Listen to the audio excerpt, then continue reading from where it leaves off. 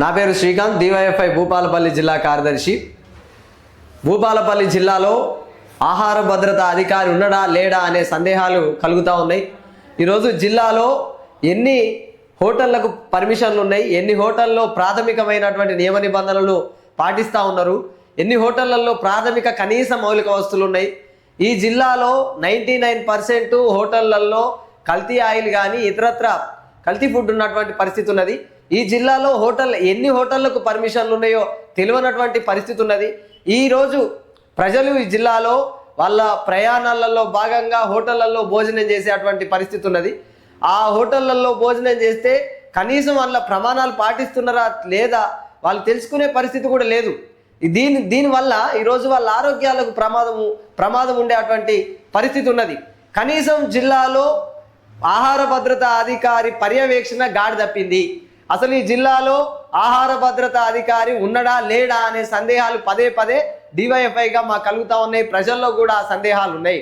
ఆహార భద్రత అధికారి ఉంటే ఆయన పేరేంది, ఆయన ఆఫీస్ ఎక్కడ ఉంటుంది? భూపాలపల్లి జిల్లాలో కలెక్టరేట్లో ఉన్నటువంటి ఆహార భద్రత అధికారి ఆఫీస్కి డివైఎఫ్ఐ జిల్లా కమిటీగా 20 సార్లు వెళ్ళినాం. కనీసం ఈ జిల్లాలో ఎన్ని హోటళ్లకు పర్మిషన్లు ఉన్నాయో తెలుసుకుందాము అని చెప్పి, ఈ జిల్లాలో ఎన్ని హోటళ్ల పైన పర్యవేక్షణ చేసిరో తెలుసుకుందామని చెప్పి వెళితే ఈరోజు కలెక్టర్ ఆఫీసు ప్రారంభమై చాలా రోజులు అవుతుంది. కానీ కలెక్టర్ ఆఫీస్లో ఉండే అటువంటి ఆహార భద్రతా అధికారి ఆఫీస్ మాత్రం ఈ రోజటి వరకు తాళాన్ని ఓపెన్ చేయనటువంటి దుస్థితి ఈ జిల్లాలో ఉన్నది.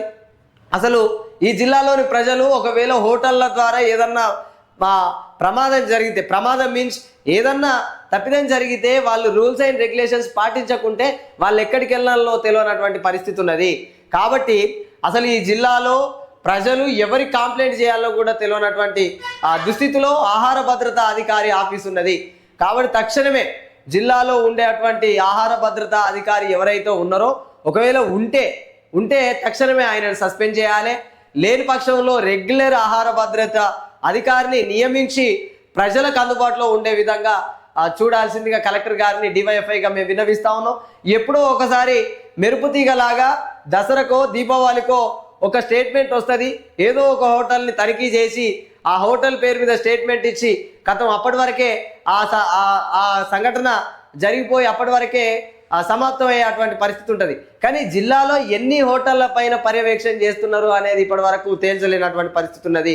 అందుకే డివైఎఫ్ఐగా మేము కలెక్టర్ గారికి విన్నవిస్తా ఉన్నాం.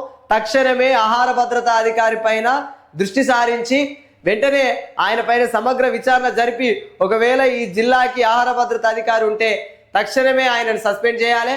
ఒకవేళ లేకుంటే తక్షణమే ఆహార భద్రతా అధికారిని నియమించి హోటళ్ల పైన పర్యవేక్షణ జరిగే విధంగా తక్షణ చర్యలు తీసుకోవాలని చెప్పి డివైఎఫ్ఐగా మేము డిమాండ్ చేస్తూ కలెక్టర్ గారు దీని మీద ప్రత్యేక దృష్టి సారించి ప్రజల ఆరోగ్యాల మీద దృష్టి సారించి ప్రజల్ని కాపాడుకునే విధంగా మార్గదర్శకాలు చేసే విధంగా చర్యలు తీసుకునే విధంగా కలెక్టర్ గారు దీని మీద దృష్టి సారించాలి అని చెప్పి డివైఎఫ్ఐగా మేము కోరుతా ఉన్నాం.